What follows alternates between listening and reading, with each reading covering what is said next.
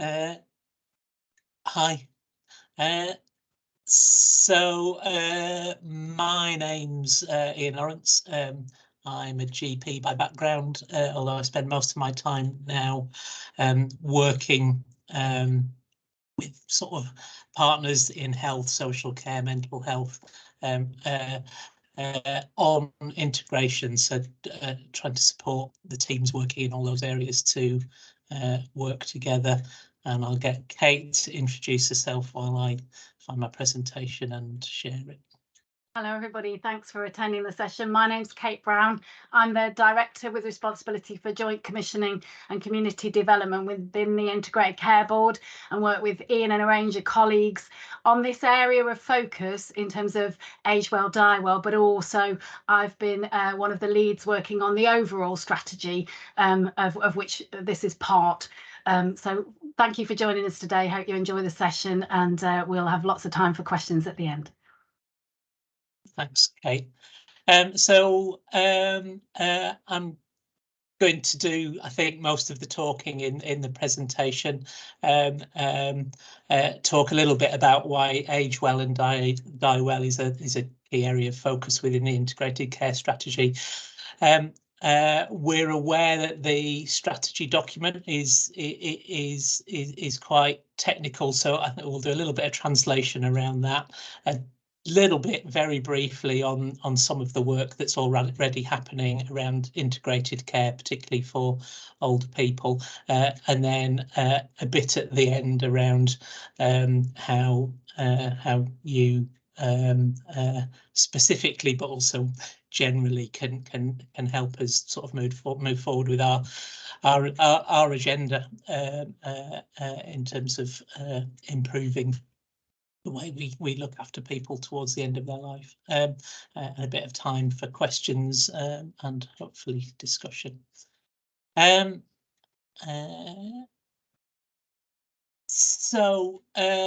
Why is aging well and dying well a key area of focus for us? I suspect none of these points will be news to many of you. Changing demographics. What I mean by that really specifically is that our population is getting older, and that has a lot of implications for health and care and beyond. Partly to do with that ageing population, but also because of improvements in healthcare and population health, the pattern of illness is changing, and we need to change the way we respond to that. And in doing that, there's a transition for people from quantity of life to quality of life, and that requires a slightly different approach. And the further we go along all of those bullet points, the more complex health and care gets for individuals and for us trying to provide care. So just to pick up on some of those in a little bit more detail. There are lots of graphs, charts that can demonstrate how the age profile of our population's changing. I picked this one partly because it's slightly different to the ones we normally see. So what you can see on that chart is the old age dependency ratio. So what that is it's the proportion of people who are beyond retirement age compared to those who are working age adults. So what that shows is over time from now, the proportion of our population who are over retirement age gets greater. That's an indication that as a population we're getting older, but there's a real implication in there that as we've got more older people who need looking after and paying for, there are less working age adults to do that looking after and to generate the revenue, the income for the country in order to do that. A real challenge for us as a society, not just the NHS. A bit more around why that matters. So spending across the UK on health, so this is not just in the NHS, for an 85-year-old is approximately 5.5 times higher than it is for a 30-year-old. I don't think that would be surprising to anyone, never mind anyone who works in the NHS, but it's quite a stark indication of how healthcare needs change as you get older. The other thing, sort of, I mentioned that the pattern of illness is changing. So when the NHS was created, most of the work that the NHS did was around injury and illness, particularly infectious diseases, and healthcare was very much focused on diagnosis, treatment and cure. That's changed now, so more often people collect, I've put illness in inverted commas there, but conditions that they live with. So I suspect if I ask people here to put their hands up if they're on more than one regular medication, there'd be quite a high proportion of people who that would be the case for. So you move from trying to cure things to managing the illnesses that people live with. If you get heart disease now, you're much less likely to die of a heart attack straight away, and that's the first thing you know. You're much more likely to have that picked up early, treated, lots of preventative medication, and you live with that often in good health for the rest of your life. As people collect their conditions and get older, and as their bodies age generally, the focus changes as well. So risks and benefits change over time. So the example I've put there is if you're a relatively healthy 50-year-old and find out that you've got high blood pressure, you might go on medication to bring that blood pressure down, to reduce your risk of heart disease, strokes, etc. in the future. An 85-year-old with high blood pressure, but who is struggling with balance and strength and arthritis, might find that blood pressure medication makes them lightheaded and more likely to fall over. So as people age, their priorities around and the way you tackle illness changes, and that changes the need for healthcare from a specialist focus, where you're really looking to do the best for a particular condition, a particular part of your body, to a more generalist, where you're balancing risks and treatments against different things. Thinking another good example is heart failure and kidney disease. Quite often the medicines you would use to treat heart failure might make kidney disease worse, and vice versa, although that's far from a simple balance to make. Hence you need an increased in generalists. The other thing that happens is people make that transition from quantity of life to quality of life. That's most stark, I think, for people who are really at the end of their life, where you're really thinking, let's stop preventative medication and let's really focus on controlling your symptoms so you're comfortable and can enjoy your time, rather than trying to get the best longevity or trying to cure things. Again, that transition, it can be gradual, it's very individual, and it requires a different focus and a different skill set from clinicians to notice and manage that transition. To pick that up again at the end of life, to demonstrate that, I think most people, when they're in relatively good health, if you talk about where they would like to spend their last days and hours, most people talk about that being at home, surrounded by their family and friends. But as you can see from this graph, far less than half of people die in their home environment. It's somewhere between a quarter and a third, about a half in hospitals, and the others in care homes and hospices. Now that might be because we're as a system not able to meet people's needs, support them to die at home, but it also is because people's opinion changes as they get closer to death and realise how scary that can be for them and the people around them. I suspect the answer's somewhere in the middle, actually. We've probably got too many people dying in hospital. And actually probably not enough in hospices, care homes and at home. But again, preferences at that point in people's lives are very individual. As people get older and get towards the last years of their life, priorities change, but also things get harder. Just the activities of daily living get harder, social networks shrink, loneliness is a major problem for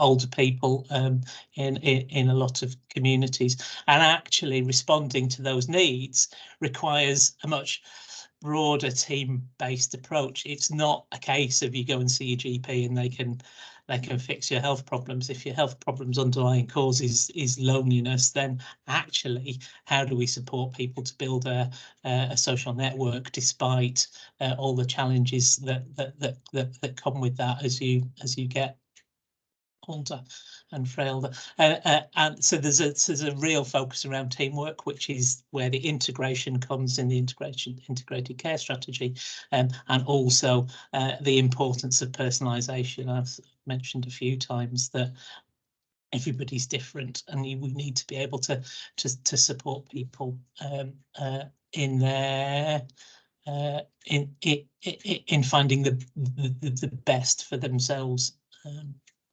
Based upon their circumstances, their preferences, their personality, their family, friends, etc. Are we brilliant at this? I think most people who work in health and care would say that we're not. We're in a real transition.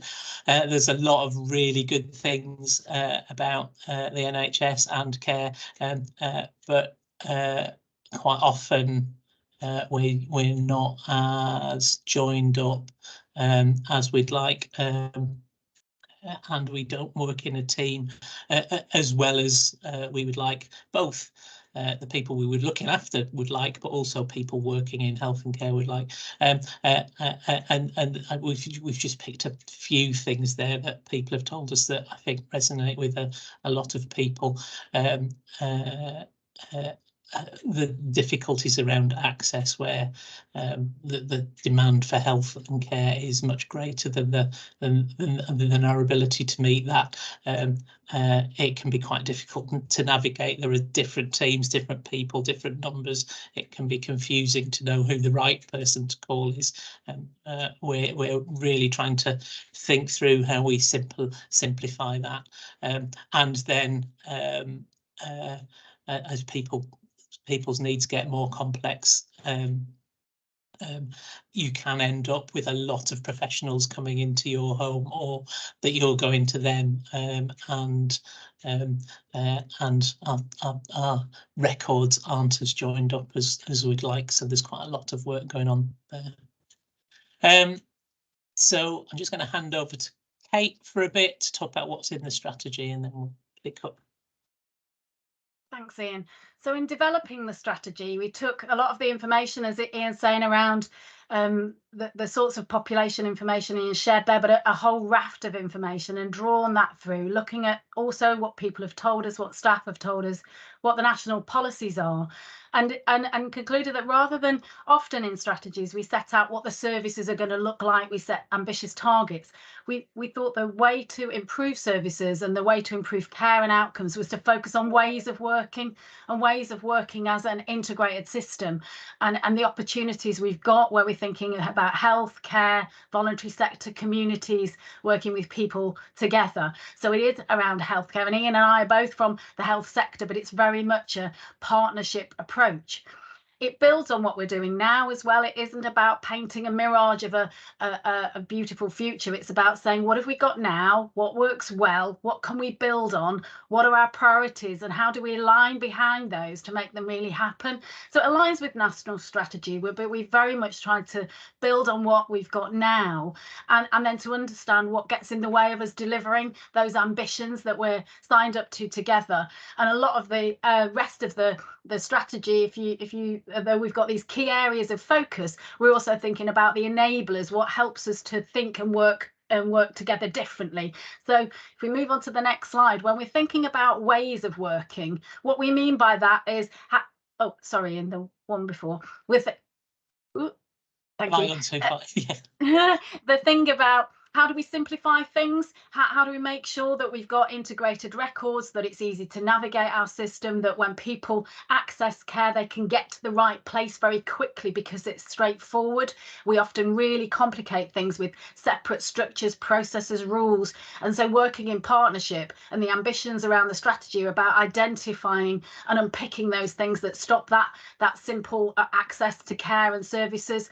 And really fundamentally working as teams, thinking around the partnerships we've got, how we effectively communicate. And it's not just about some of those processes, it's about things like trust. It's about how we collaborate to make sure the financial flows match the intentions that we have, how we make sure that our services are in the same building, so how our estate strategy reflects those ambitions to work together in different ways. So it gets beyond the sort of often aspirational aims into some of the things that we really need to do to make to happen, which is why we picked 3 areas of focus.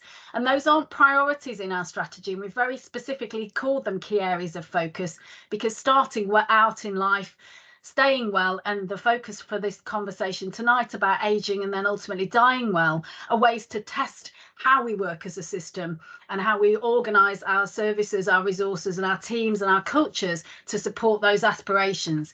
And in terms of us then knowing whether we've made progress, the next slide shows that we want to think about this not as a few totem targets, but to really try to draw together things that indicate the quality of life and the independence people are getting, how responsive our services are, whether we're actually improving health, and we've got measures of the healthy lives and length of life, whether as well we're doing that in an efficient way. We can often have good quality services, but actually we are extremely financially challenged. So are we using our resources in ways that mean we can offer services efficiently, and how we can reduce demand by meeting need earlier, and how we make sure our staff are happy and healthy? We want to attract people to work in Derbyshire to make sure people have good quality working lives, and that will reflect on the work they do and the people that they support. It's really important that we understand those elements too, and ultimately then, are we providing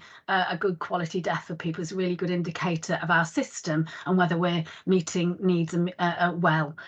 So that's how we've structured the strategy in terms of thinking about the ways we will work together and how we will understand whether we're making changes across a few key areas of focus.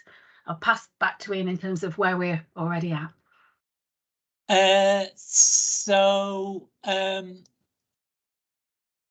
Kate said, the intent is to build on what's already there. I recognise some faces here. I've talked around our Team Up programme in a number of forums before.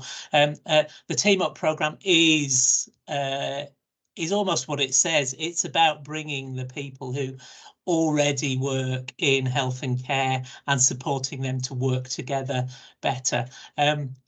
Team Up in its current iteration particularly focuses on services into people's homes, so recognising the challenges of going into people's homes rather than people coming to us in clinics or hospitals. And we've very mindfully done that in a way that recognises that individuals, communities, our workforce are the experts in their area. So really trying to use them to come up with the solutions to how to work better and supporting them with the infrastructure to do that.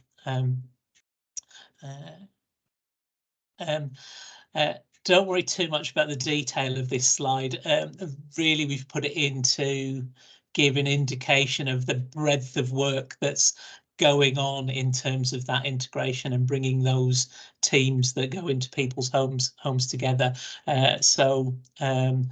Thinking about how we work better with care homes, thinking about how we provide a really urgent response when there's a crisis, and then how we use that to trigger preventative care for people, and alongside that, the bits of infrastructure that are needed to support that. So where do people sit? How do their computers work? Can they get signed on? Do they talk to each other? All of that sort of stuff.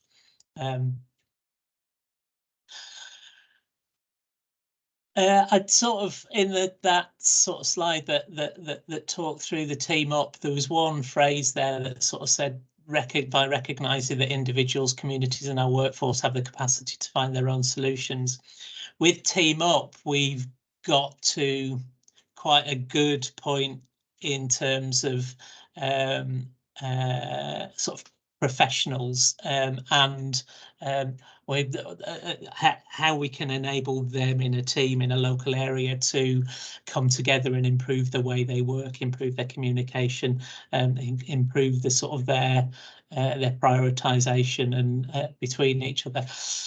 The bit that we're only just really exploring now is how we broaden that out beyond that sort of statutory professional bit, so the NHS and adult social care.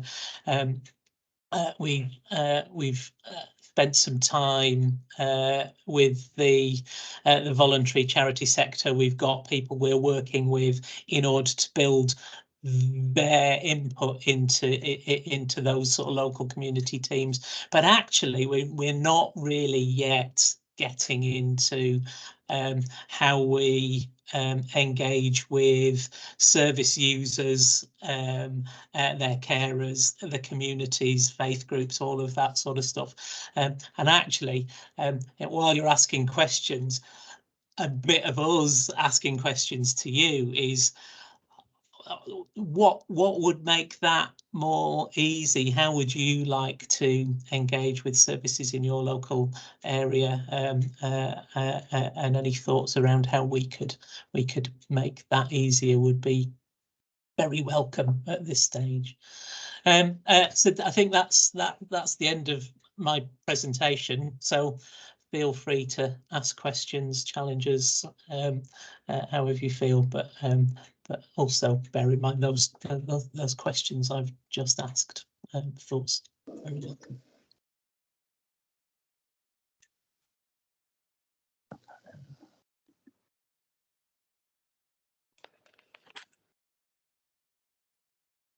You're on mute, Beth. Apologies. Could I just ask Chloe just to put those questions in the chat if she's able to, as well, just so we've got them on somewhere we can reference so people can discuss them as well. We've got Kay with you. Have you got a question for us? Yeah, I can do that, Beth. I'll put those questions in the chat.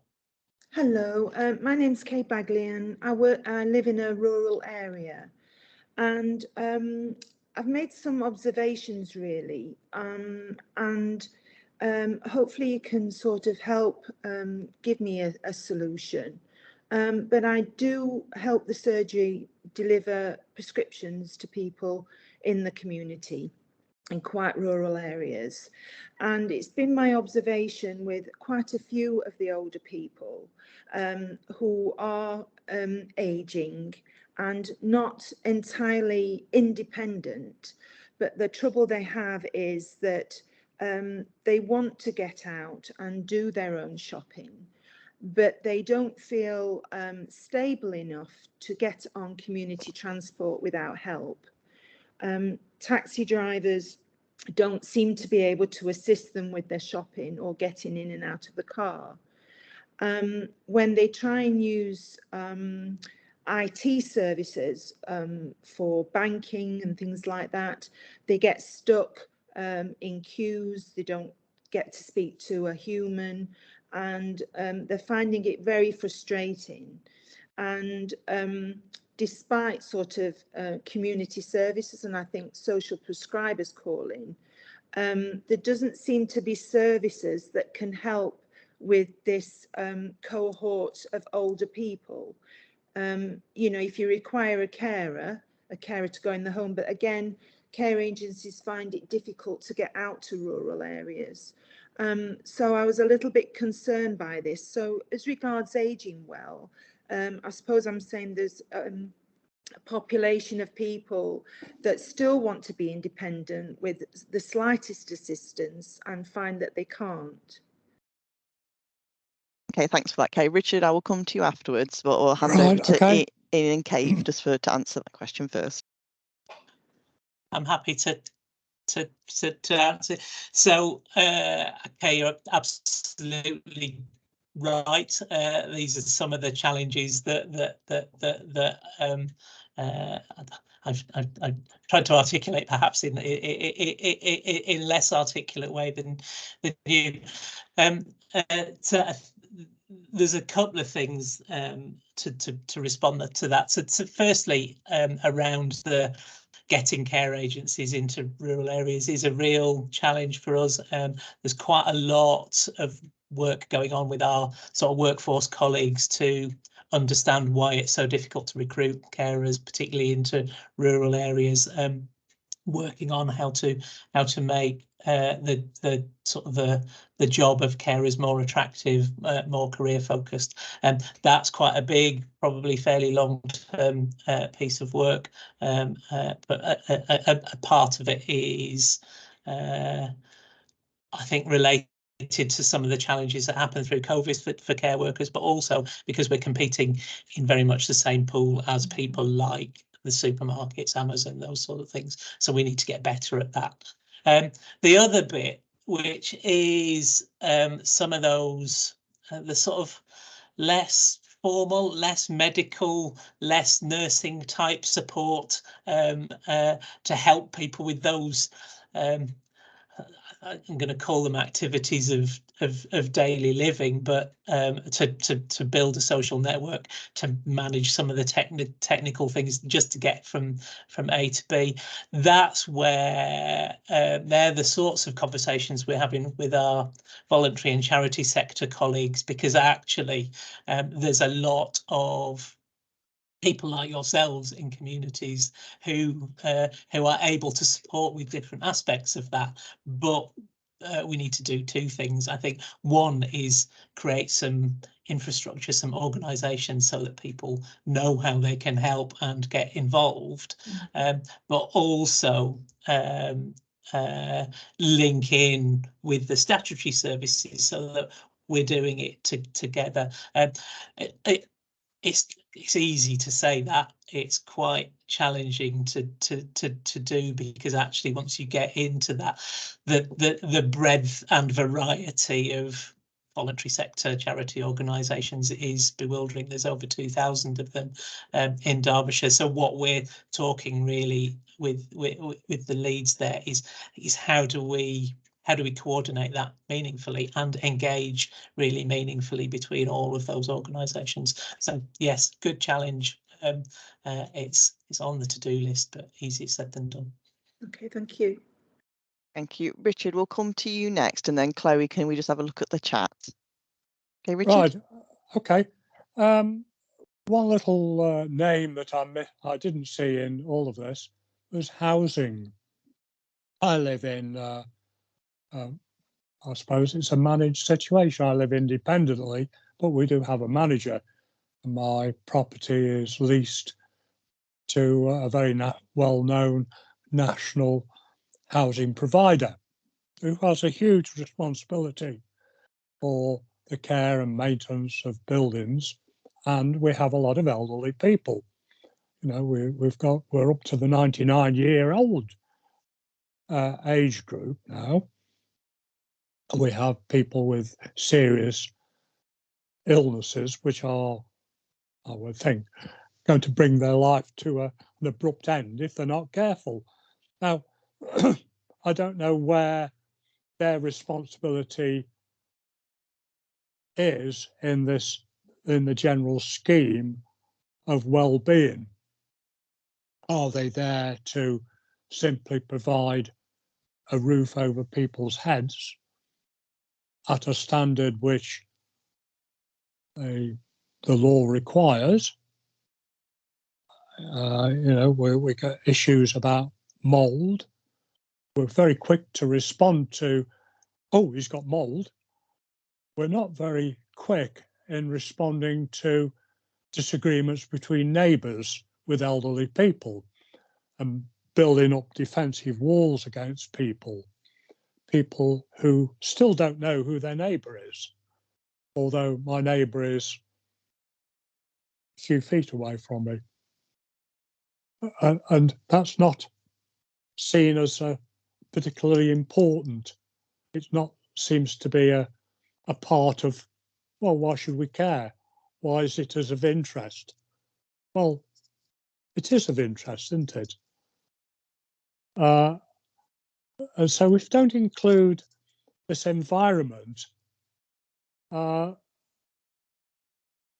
talking about a lot of people, and we are talking about a lot of people in different social classes as well. And so that is another layer of, I'm going to say barrier, but let's say it's a restrictive move.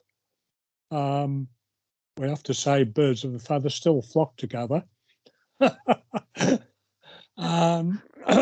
wouldn't want you to change society, but we must be aware that if you live well, you're going to die well. Okay, thanks for that, Richard. And if you don't live well, you ain't got a nice death.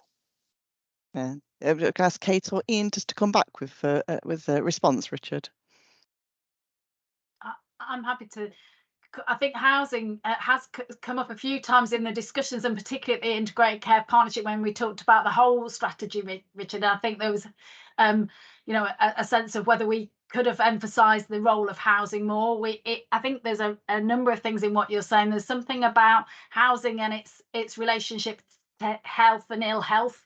And therefore the opportunities to work closely with housing providers.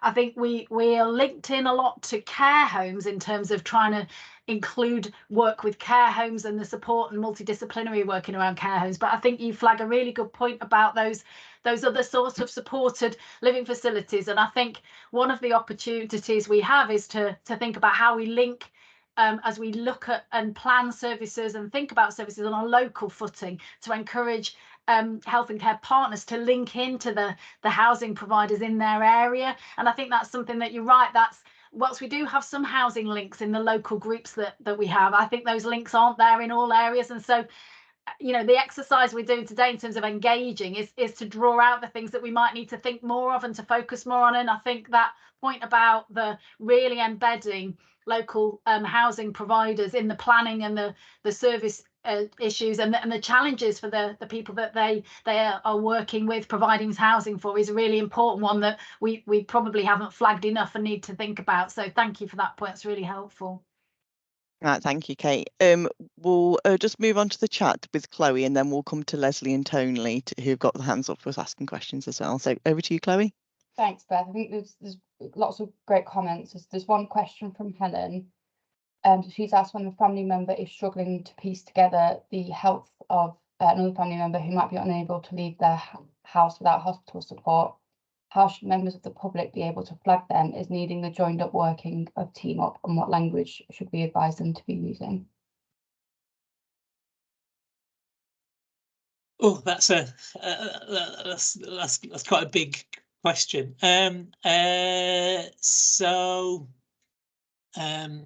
Team Up is entirely focused around where we need to go to people's homes rather than them coming to us.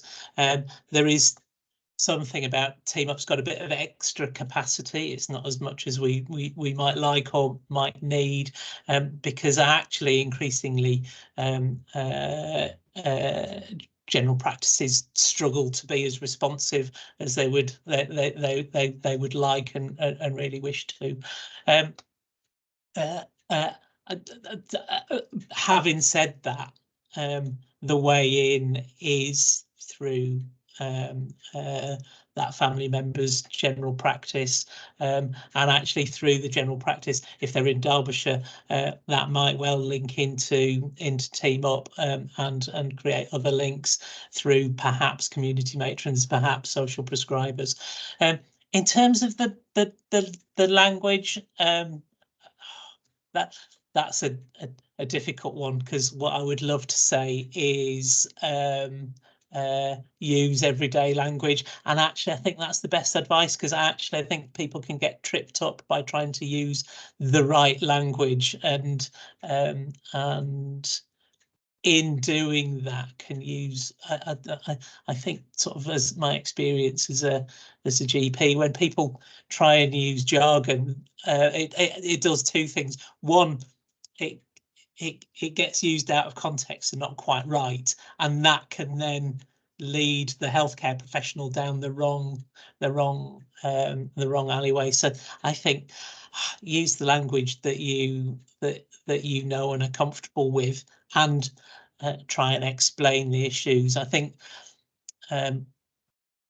rather than the language, it's more about what are the things you're worried about, what are the issues, can I get them written down and understood before I then sat in front of or on the phone with a healthcare professional who's asking me lots of complicated questions, and your mind starts to race. Actually, just be organised about your thoughts rather than trying to pick the right language. Okay, thank you. Any more questions, Chloe, in the chat at the moment? Yeah, so one more through from Peter. So he's asked, so in terms of managing illness and increasing quality of life, where does the promotion of prevention is better than cure fit within the strategies that are being developed? More specifically, reaching out to more effectively to minority groups to support people taking personal responsibility and embracing a healthy lifestyle. Do you want to go, Kate? Yeah, I do. I think I'd be I think prevention's clearly across the whole range of services and across the whole range of approaches.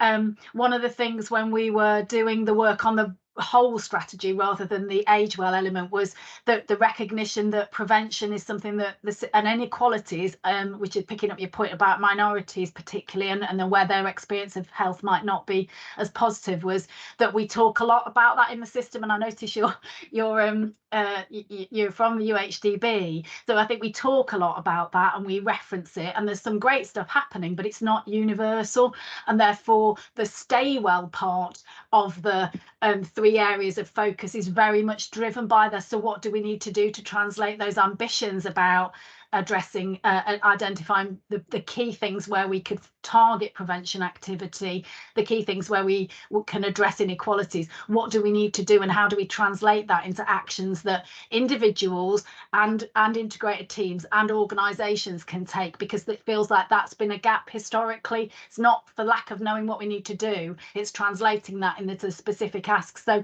the ambition is to embed that prevention really clearly into the work of all organizations and across all pathways. So the stay well bit is particularly focused on that element. Within age well particularly, I think it's about earlier interventions and planning. So proactive care, identifying those people that the data and the experience would show are going to get worse, and doing something really proactively with those.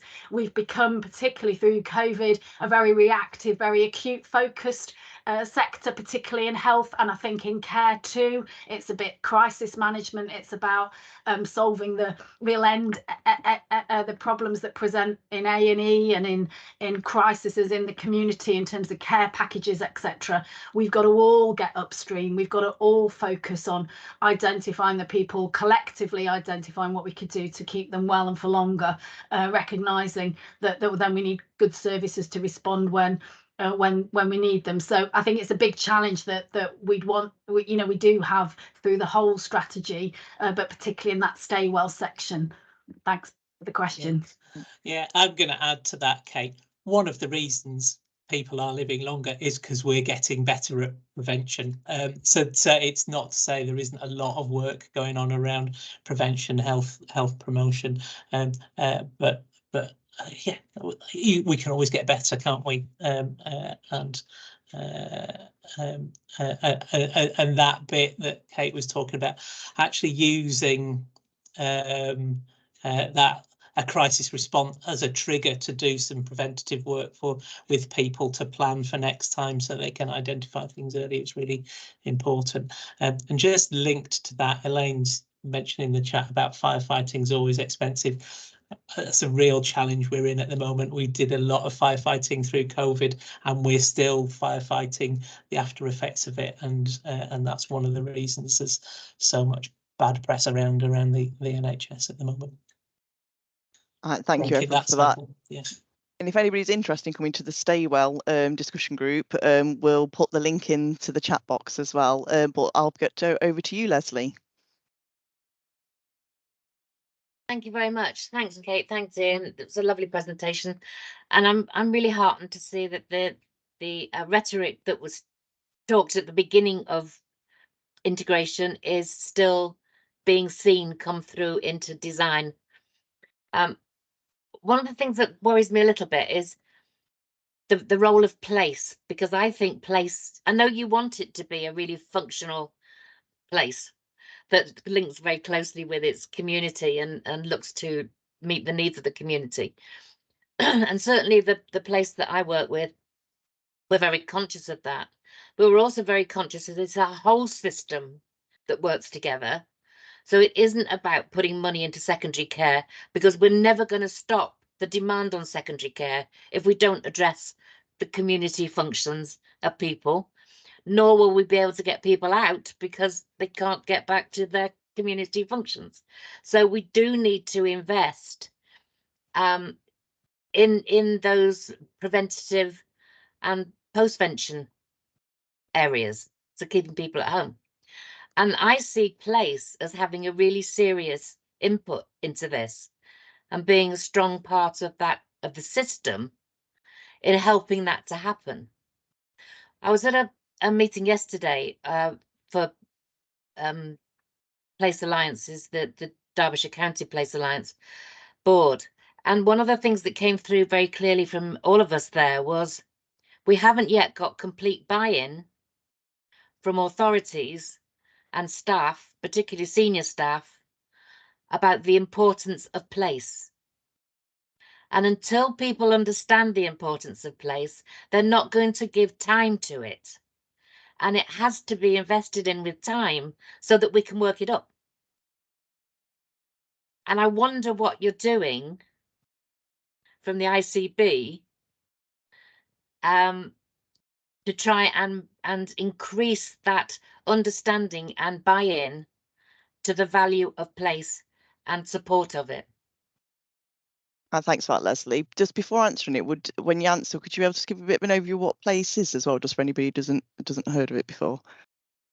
Yeah, shall I pick this one up, Ian? Are you happy with that? So place, we use place to be either a geography, and that can be the whole, we've got the whole system of Derby and Derbyshire. We've got place partnerships that Leslie was mentioning there at the city and county level. So that enables us to work in partnership at local authority level. Often some of the decision making, some of the resources sit at that level.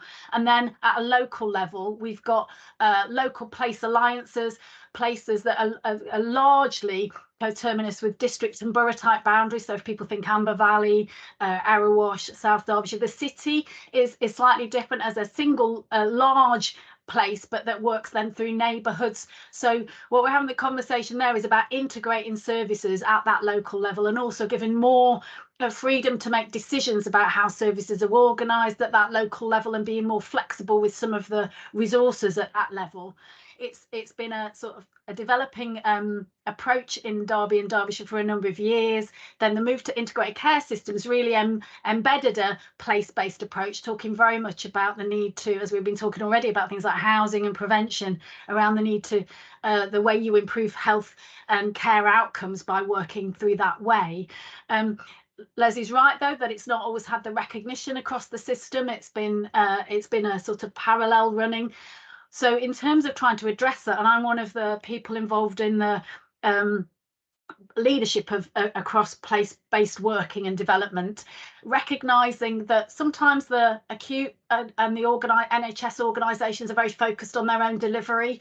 A few of us that are the key leads of place are doing a bit of a round robin, Leslie, and visiting, going to the boards, so talking to the non-executive directors of the boards of those of the acute trust, of the healthcare, the mental health trust, and also the community services trust, to give some time to and get time in there on their agendas. We've done some already, and we're doing them over the next month or two, just going and talking about place, selling place, talking about the expectations and the role that they currently play and could play in place. So we are very much trying to promote that the involvement and engagement. I think it is improving, it is increasing, but there's more to do, and it's a very top priority for us in terms of getting that buy-in, as you say. And the other thing we're doing in really practical ways is using knowledge about the data and some recent analysis we've got at the moment to show what the impact could be if we do more in community, if we do more preventatively, if we coordinate better our care. What will that mean in terms of the demand for acute services, so they can tangibly see the benefits? Because sometimes there's a bit of a buy-in by the heart, but not that we haven't got the data or the evidence always to back that. So we're really focusing on that to make it a really compelling case for that shift of resources you've articulated there. Thank you. If you want a lay member to come and who's very engaged with their place to come and push that same agenda, give us a shout. Take you up on that. Thank you, Leslie. Right, thanks, Leslie. Okay, we'll move on to Tony. Okay, hi. I'll be 71 soon. I'm not quite sure which part of the strategy. I'm pretty sure I'm not on the first part, but I have been out on an hour's run today, and I've been in and out doing gardening between the showers. And I think maybe I'm lucky. Ian, I'm not on any prescribed medication whatsoever. Maybe I'm lucky, but it may be that in the other strategies that I made lifestyle decisions and perhaps had some education during that period of time that led me to make choices that have made it a bit easier now. But having said that, I recognise I could die tomorrow, because that's the way it goes, isn't it? At one stage in my life, I was a head teacher in working in a deprived area, and the lifestyles of the children that we had coming in at 11-year-old. I remember at 11-year-old, we had to teach children how to make a sandwich because they'd never made a sandwich in their life. They were pretty much latch door key kids and only ever ate convenient foods, usually on social hours they were eating. So I think education is a big part to link up the different stages, and preventative medicine, as Peter was talking about either preventative strategies, behaviours, teaching from the earliest age how to live well will have impact upon old age and what is needed during that period of time. I'm part of, I run a community group, and we have a hub with a little cafe there. And we've had people coming in who were bereaved during COVID, and they've come in and they've made new friends. We've got people who come in on their mobility scooters who come in, and we have younger people who've come in and have real mental health, depression, addiction issues. And many of these we've enlisted as volunteers to help other people. And we've seen their health improve very much in that way. So whilst I listen, we've very much been talking about doing things to people, whether we're doing it to them in their own home or whether we're doing them into a care facility or whatever.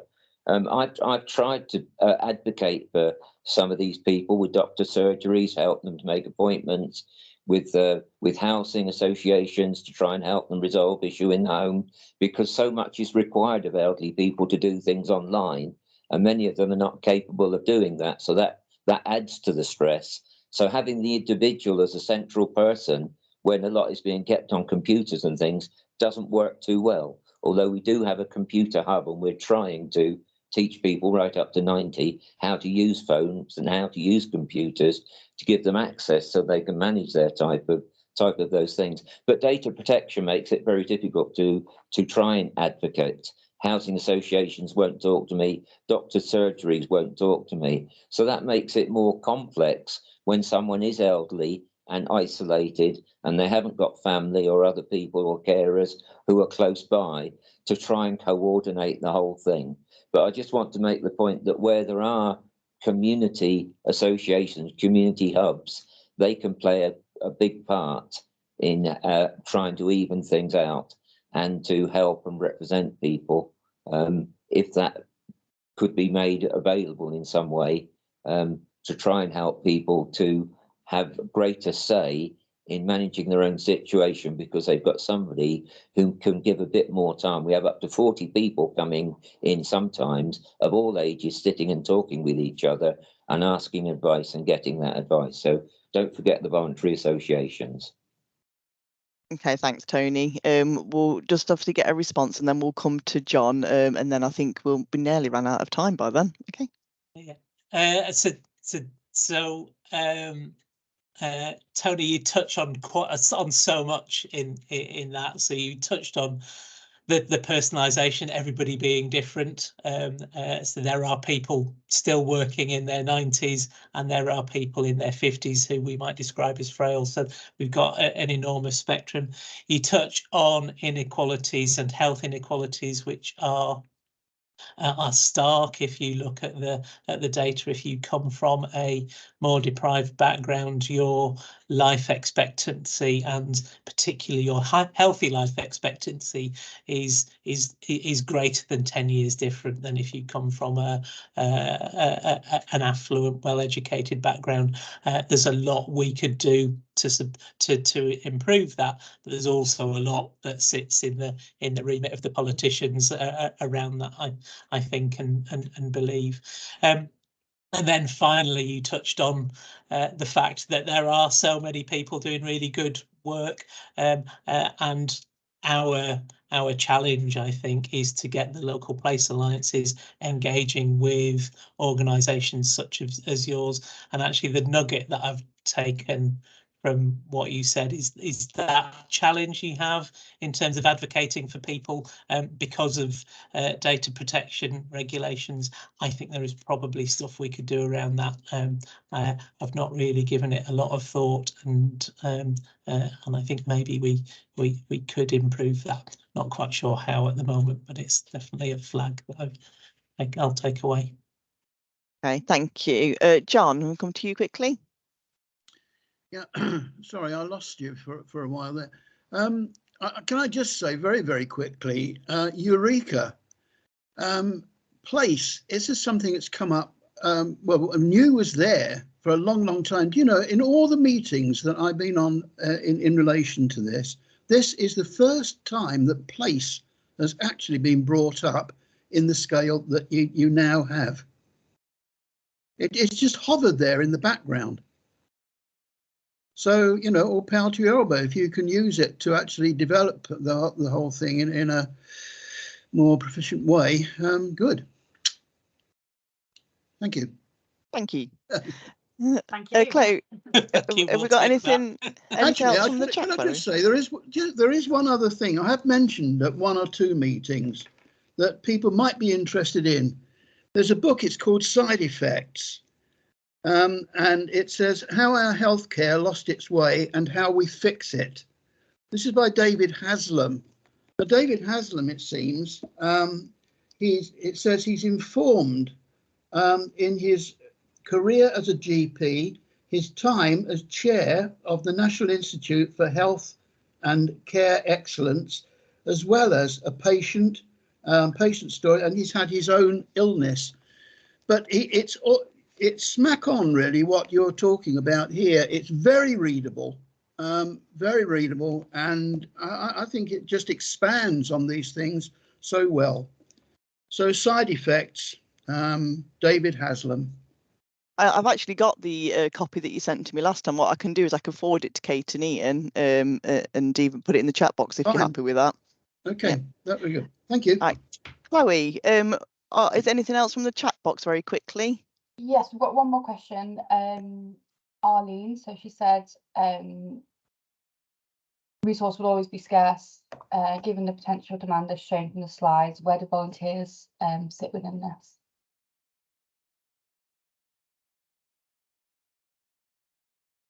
I'll take it if you like, Kate. So, so yes, resources are scarce. Working together better in teams is more efficient than doing it separately. I think the voluntary and charity sector have a huge amount to bring. I'm slightly anxious about thinking of that as a way to manage resource constraints. Actually, I think they have a lot to bring. Whatever there's benefits to bringing the voluntary and charity sector in, whatever the constraints. They bring a different expertise, they bring a different approach, and they are frankly better at